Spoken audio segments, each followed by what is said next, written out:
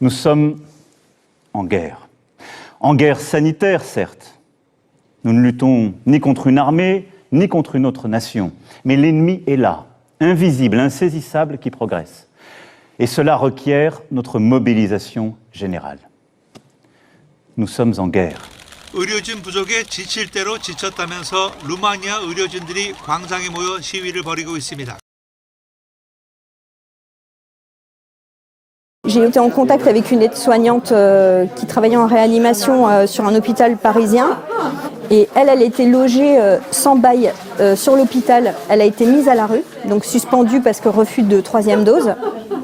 Elle a une autre collègue, une aide-soignante, pareil, donc suspendue pour refus de 3e dose. Elle était logée avec un bébé sur l'hôpital, elle a été mise à la rue. Et il y en a une 3e dans ce service-là qui n'a pas supporté le choc. En fait, elle était maman seule avec des enfants. Et elle était déjà fragile psychologiquement. Elle a mis fin à ses jours. Leur suspension a été vécue comme une sanction.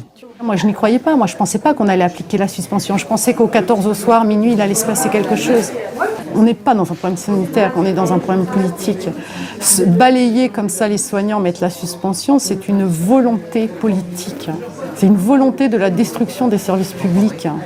De 15 000 soignants suspendus en France, dont la majorité sont des femmes, sans salaire, depuis presque 1 an.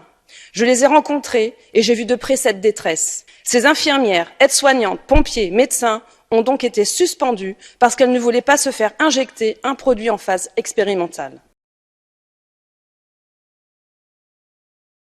Santé, et je vous l'annonce, je réintégrerai les 15 000 soignants expulsés comme des malpropres.